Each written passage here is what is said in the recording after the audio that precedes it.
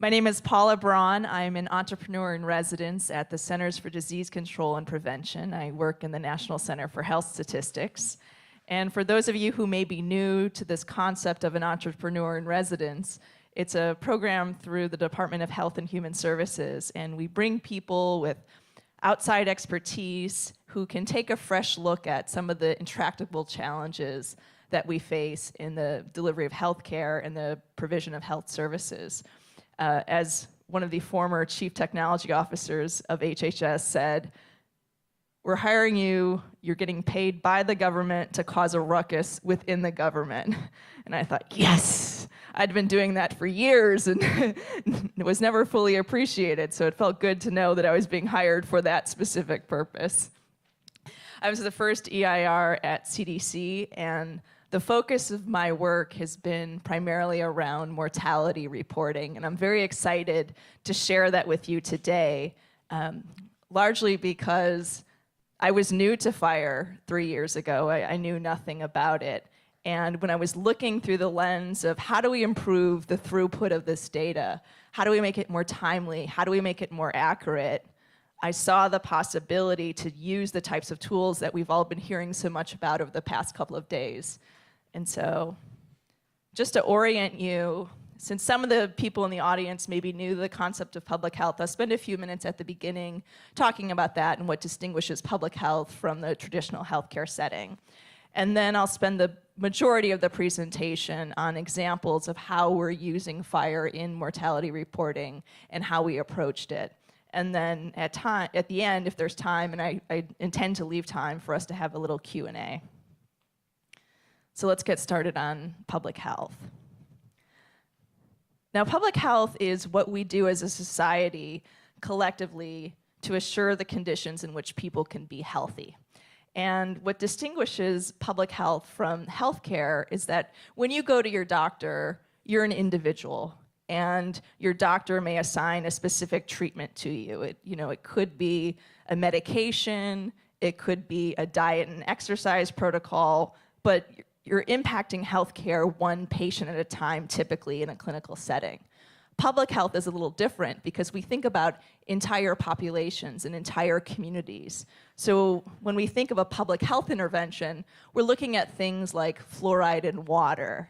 We're looking at things like seatbelt laws. We're looking at things like smoke-free environments for clean air. We're looking at things like clean water. We're looking at things like immunizations, where the benefits accrue at the population level. And this is the lens through which we do the work at the Centers for Disease Control and Prevention, as well as your state and local health departments. And when we think about the foundational capabilities of public health, there are the 10 of them that are represented here on this wheel.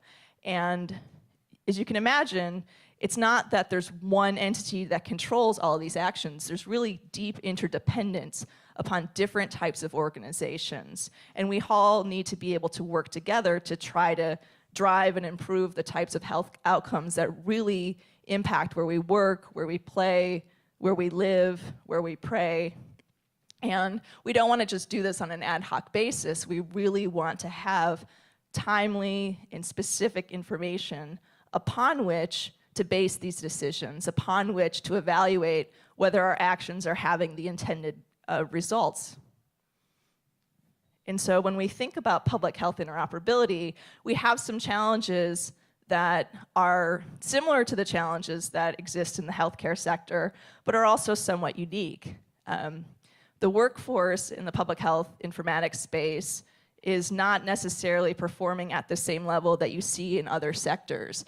And so when we think about boots on the ground, how do you make improvements across an ecosystem, you really have to take that under consideration. And so when I like to think about it is, if we're going to think about what sort of technologies we're going to adopt, I like to think 5, 10, 15 years in the future, are we going to actually have enough students coming out of engineering schools that will even have the bandwidth or the interest of maintaining our legacy IT infrastructure? Maybe, most likely not. So part of my role as an EIR is helping CDC and public health agencies better understand these newer technologies that are being more widely adopted and how we can leverage them to address our needs. Same thing with interoperability. You know, people like to think, oh, you work for the CDC, there's all this information that you have access to, and that's true. There's a lot of information that's aggregated at the national level, but in fact, most of the information in public health resides at the state level and the local level. So there's a great deal of coordination that takes place within those entities and across those entities, and there's a lot of information that flows across the different levels as well. So now we're going to shift gears a little bit to my favorite topic, which is mortality. And you might wonder, we've spent all this time talking about health at the introduction, so why, where does mortality fit into this? And I like to think of a death certificate as a snapshot of the way that we lived our lives. It includes some demographic information. It includes our name, our race, our gender. It includes information about what our occupation was over the course of our lifetime. And it also includes one of the most important diagnoses you'll ever get, which is the sequence of diseases or injuries that led to your death. And why that matters is that in the United States, it's very difficult to get comprehensive information on a population level, largely because of the way healthcare is delivered in our country. But we have a tremendous amount of information at the very beginning of our lives and the very end of our lives for everybody across the nation, because we collect health information on our birth certificates and we collect health information on our death certificates. And when we think about how resources are allocated, when we think about whether we're looking at, are we making improvements in cancer? Are we making improvements in drug overdoses? The source that many people refer to are the national vital statistics data. And so it's that information from death certificates. And so one of the first things that I did as an entrepreneur in residence was I thought about how do the data flow from the point somebody dies to the point the data are aggregated in our office at the National Center for Health Statistics. And it's really a bifurcated reporting process. And it boils down to the people that provide the information on the medical part of the death certificate and the people who provide the demographic information. The demographic information is normally provided by a funeral home provider. The medical information, it actually gets a little bit more complicated, because depending on the circumstances that surrounded your death, was it a natural death or did you die suddenly and unexpectedly, will determine who certifies your death certificate. And so most natural deaths are certified by a physician, and most sudden and unexpected deaths are certified by either a medical examiner or a coroner. And there's different challenges to trying to integrate tools into those environments.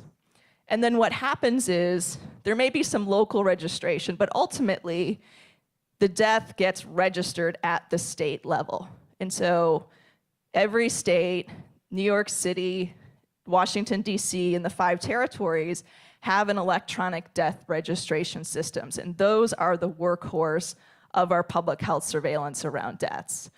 And my goal as an entrepreneur in residence was to think about how can we provide tools that the physicians can use, that the medical examiners and coroners can use, where we could pull together at a point in time a more complete picture about this decedent and give them more context and a more nuanced understanding of what led to this person's death. And how can we get it without having them to re-enter information into a standalone electronic death registration system? How can we actually embed it into their workflow, send it to the state, then have the state send it to the National Center for Health Statistics and back in real time, recognizing that we're not the only ones that have a need for this data. So can we come up with the basic infrastructure that would provide it to multiple data providers to meet multiple use cases? And that's around the time that I met Graham Grieve, and it became very clear to me that in order for us to do this in a scalable way, in order for us to do this in a way that would pivot us to move from more of a historical repository of information to a real-time data feed, we really needed to be looking at standards, and we needed to be looking at standards that supported RESTful APIs. And that's where my first introduction to FHIR began. And so I had this vision that we at the National Center for Health Statistics could work in concert with our state counterparts in the Vital Records Office, and we could provide a set of tools and a set of standards that would make it easier to provide that more specific and up-to-date information in a way that fit into the data provider's workflow across all these different jurisdictional boundaries, so that way those data users could get more value out of the data that were being collected, and the data providers could get more value out of the data that were being collected without having to place any additional burden on the data providers or minimize the additional burden that was placed on the data providers. And so the first step in this was we wanted to say, well, how well are the data on a death certificate already represented in FHIR? And so we worked with a team of students at the Georgia Institute of Technology, also known as Georgia Tech, and they went through and did the mapping with us. And we've continued to do that work, and thanks largely to the work that the MITRE Corporation has been doing with us, and Hi3 Solutions will be doing some more work with us in this respect. We've actually gone through the process of profiling the information on the death certificate, and we didn't do this in a vacuum. The National Center for Health Statistics has been very forward-thinking around standards and had developed V2 standards within HL7, as well as CDA standards and IHE profiles. So we're dealing with how do we make all of this consistent, and then how do we also create our FHIR profiles in a way that they can run in a production environment. So we have to be aware of all the work that's going on in the Argonaut project, the work that's going on in the US Corps, and other profiles that are currently in production. And the reason why this excites me is that death reporting isn't just my day job. It actually has this very rich historical significance to it, dating back to the days of the bills of mortality. And if we could take this process that's hundreds of years old, and if we could transform it to something that's truly FHIR-enabled, then we could be the use case that other parts of public health could look to as they think about wrestling with similar challenges.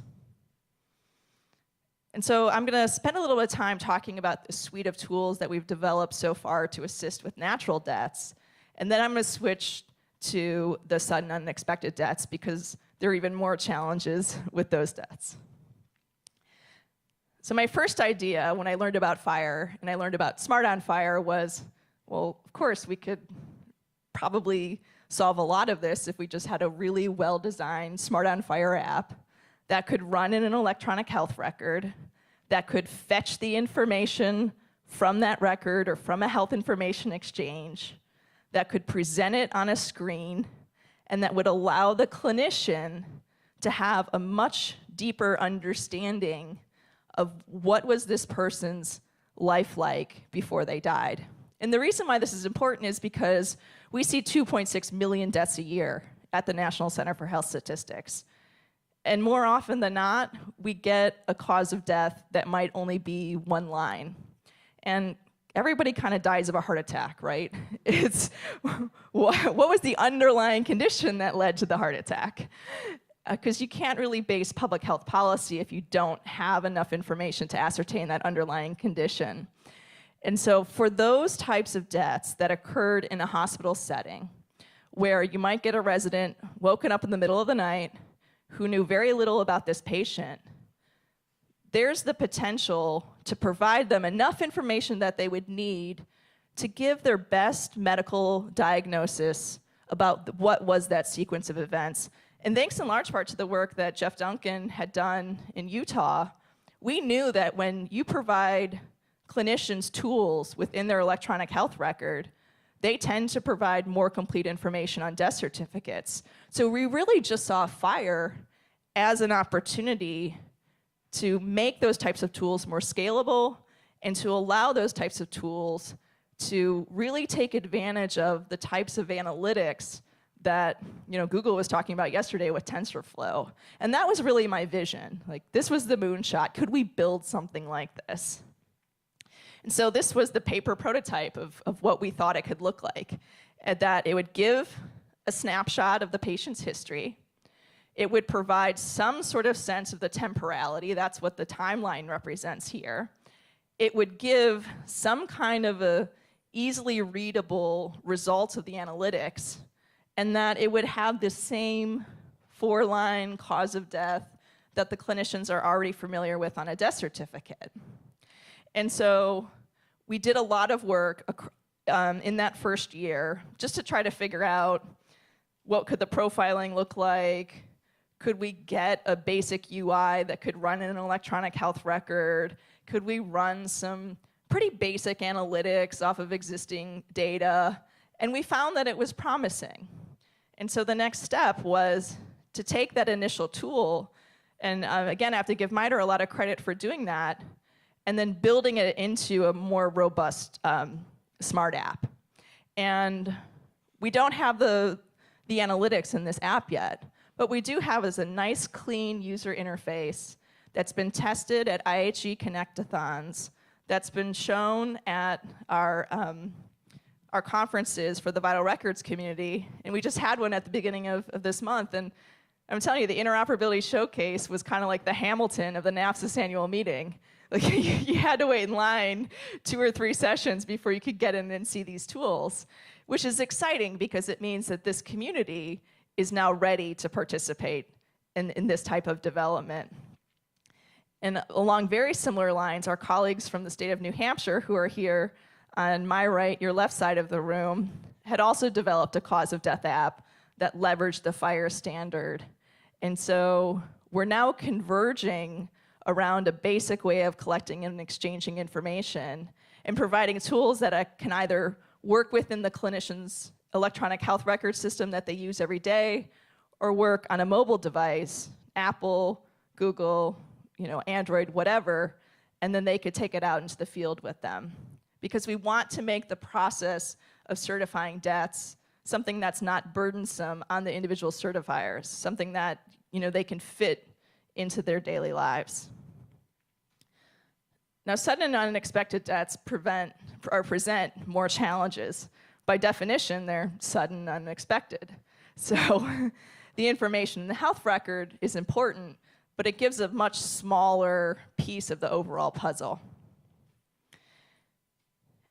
And so I mentioned earlier that medical examiners and coroners are the ones who certify these deaths. And I like to think of them really as the masters of interpretation, because they work with these teams of interdisciplinary people. They work with the death investigators who are the first respond to this scene. They work with toxicologists and histologists and other medical professionals who pull the information together. They work with forensic pathologists. Some of them are forensic pathologists, and they have to pull all that information together at a point in time, assess it, and make a very difficult decision, one that they have to stand up to in court, which is a little bit different from typically when a physician certifies a death certificate. Testifying is not a routine part of their job. And so here's a little bit of a more in-depth look at the different pieces of information that happens for an unnatural death, but the death has to be referred to the medical examiner or coroner jurisdiction. And there's really 3 main pillars here. There's the circumstances that surrounded the death, there's the examination of the body, and then there's all the other ancillary tests that are run. And all of that gets distilled, and the most pertinent information ends up on the death certificate. And we aggregate that at the national level through the states.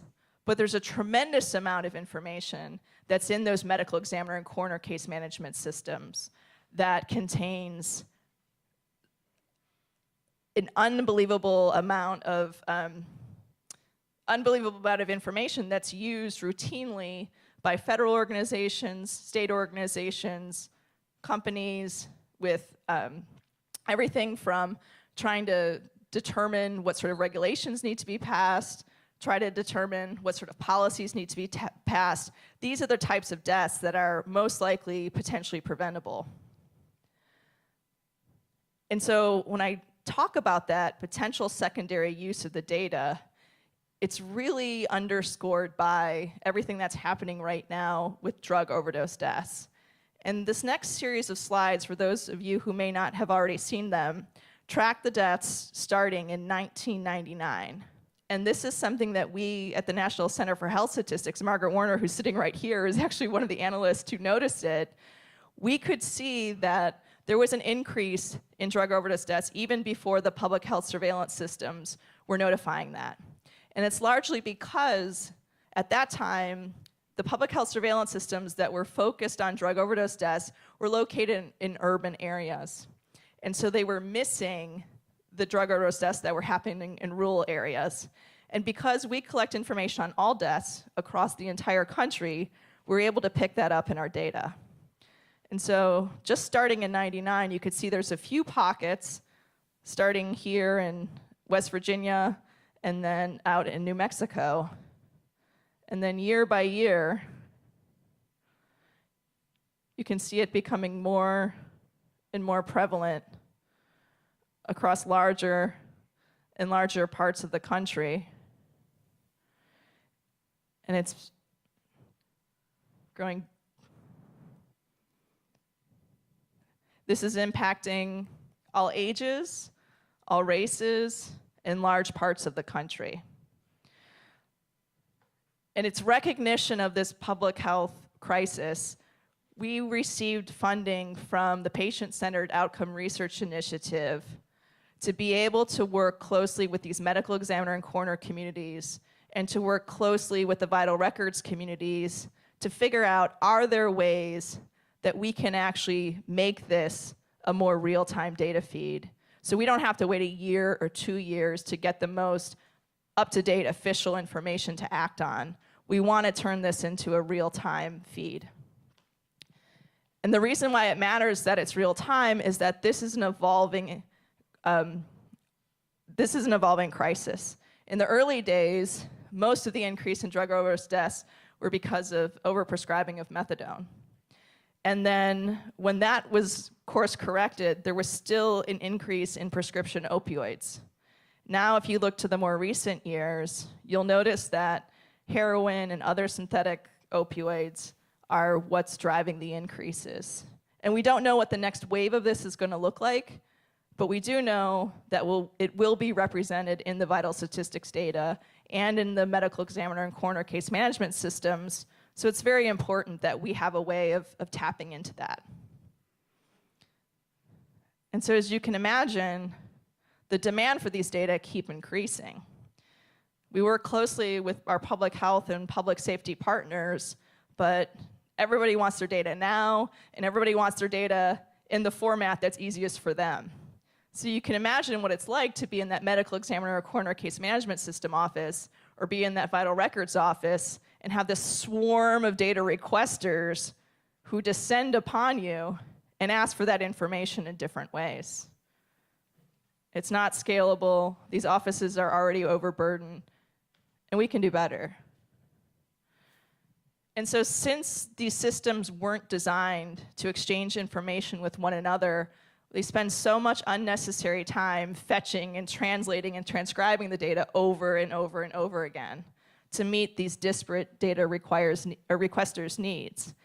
And what's resulting is this unnecessary tension between the people who want to provide the data to us and those of us who are requesting the data. And it's a little bit of a chicken or the egg problem, right? We're not going to develop systems to request data if there's 2,400 different ways of serving it up across the country. And if those 2,400 people across the country have to provide it 20,000 different ways, then there's no incentive for them to standardize either. And so our approach to this is to think about, how do we bring people together and work in new ways around consistent standards that leverage basic internet protocols to try to get to the point that we can get 90% of drug overdose deaths coded within 90 days of the date of death. And so the way we're approaching it is modeled after the way the Argonaut group has been working within the FHIR community. And we've brought together, through a competitive process, a group of 6 states. And we're calling them our Implementers Workgroup or Implementers Community. And those states are California, Florida, Georgia,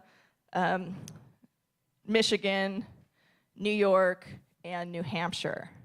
And what's so exciting for us is that these 6 states have taken a very forward-leaning posture and said, we want to be part of this, developing the solution around this. And so it's not just Paula Braun coming up with ideas about, hey, there's this thing called FHIR that we could use that could, probably help us solve a lot of this. They're going to be sitting down and building the tools alongside us, and they're the ones who are going to committing the resources to testing it out and getting it into production. And we're really excited to be part of the FHIR community and the HL7 community because you have already figured out the whole connectathon process, and we don't have to reinvent that for ourselves. And you're just really nice people to be around anyway. But you can see here, not all pieces of this are ready for FHIR. The information that's collected at death scenes is really kind of all over the place. It could be a trained medical legal death investigator. It could be the local law enforcement. A lot of it's just unstructured notes. That's not really primetime FHIR ready. Same thing with autopsy reports. But the toxicology reports that come from the lab information systems, there's some potential there. The information that's coming from the medical examiner, or I'm sorry, the medical record, there's a lot of potential there. And so our thought is, if we get the medical examiners and coroners to work closely with their vital records office and to build out these FHIR interfaces and to demonstrate that this information can be reported not just to the vital records office, but other offices within their state and other offices at the national level, and you can start to do more real-time analytics on it, we're hoping that will demonstrate the continued value of the vital statistics data. And so we're not going to try to boil the ocean here. We're trying to be very targeted in what are the information flows that we're hoping to enable, and we're not defining that for them. We're working with the community and presenting them with stakeholders who have a need, but it's really up to them to identify their priorities and doing this series of build, test, learn, feedback loops to iteratively arrive at workable solutions. And these are just some of the basic questions that we asked ourselves during the first kickoff meeting that we held last month. I'm flying to Washington, D.C. tonight because I'm having a similar meeting with representatives from the toxicology and forensic pathology community about how we can do this. But what's exciting to me is that when we talk about this approach, it's very new to public health, and in some respects it's new to public safety, but we're getting resounding interest from people that I never expected to get interest from. And we just have to say, hey, we're having this listening session, and I think we have, 40 different organizations that are coming tomorrow, and we invited half of them, thinking we might get half of that show up. And so I can attest to the level of enthusiasm and the promise of this. And I look forward to continuing to brief you on this and just to hear from you what questions or ideas you have for us. So I stopped early intentionally to leave some questions. We have some folks in the room who've developed some of these tools. We can demonstrate those if those are of interest to folks. But I'll stop there for now. Thank you all.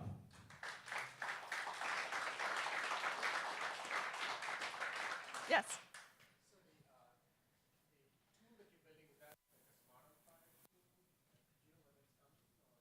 Yeah, so at this point, both of the tools that I showed are Smart on FHIR tools. Oh, I'm sorry, thank you. The question was the tools that I had shown earlier in the presentation. I can pull them back up on the screen. Oh, this is going to take a little while to go backwards. We can watch the opioid overdose deaths in reverse. But so this tool, the National Electronic Cause of Death tool that was built by the state of New Hampshire is available now. It's in production in New Hampshire. we're looking for other states that are interested and willing in taking it into production. And then this standardized death certificate tool, would you guys want to speak about what it would take to make that production ready? I know we've tested it against the Epic sandbox. We did some early stage development work against the Cerner sandbox, and you got that running, I think. Yeah, I think it would be best described as a prototype for technology demonstration that's positioned to take into piloting if there's interested participants. So at this point, what would have to happen would be for a state to say, yes, we want to make this happen, and then a hospital system that would want to pair with the state on it. Great question, thank you. Floyd.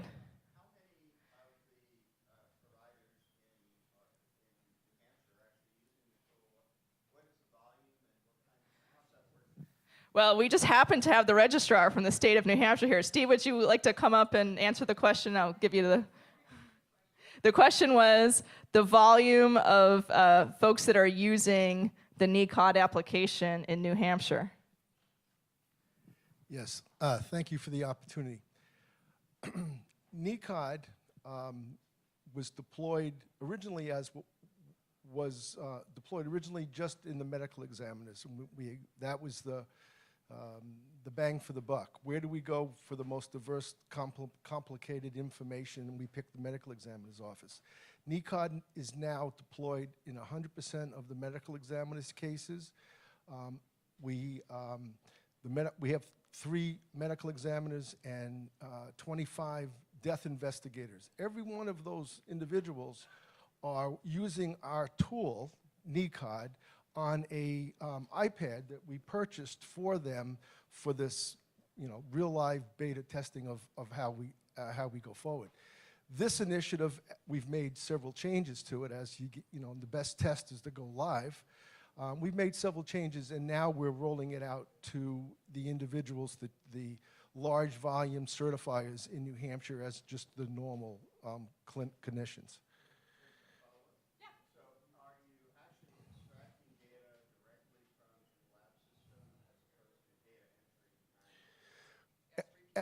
Yeah. So the question was, are we extracting information or asking them to re-enter it? And my understanding is that there's some pieces of the death certificate that require the certifier to make a cause of death determination, and that can't be abstracted from anything. But we have done a pilot with the VA on their open API platform called Lighthouse that demonstrates how we could fetch the information from the VA medical record system and present it right there in the NECOD application, and we're going to continue to iteratively do development in that, along that vein. And the answer ultimately the answer to your question is no, but that's what we're developing now. Thanks, Floyd. Other questions or ideas? I'm sorry, can you repeat that?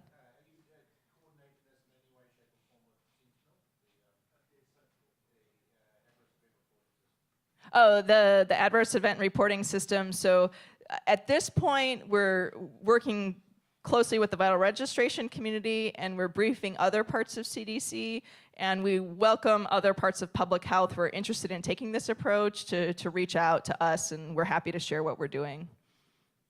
Yeah. Yes?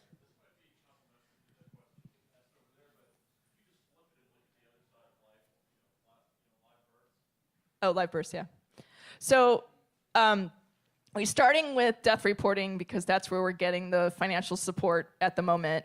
I don't want to necessarily speak on behalf of Utah, but I know that you've done some basic prototyping of what this could look like for birth reporting. The question was around, we're doing this for deaths, are we doing anything for births?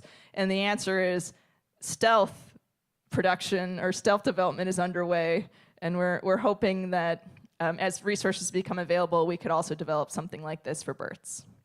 Births are more straightforward in the sense that you don't have to determine a cause of birth. It's,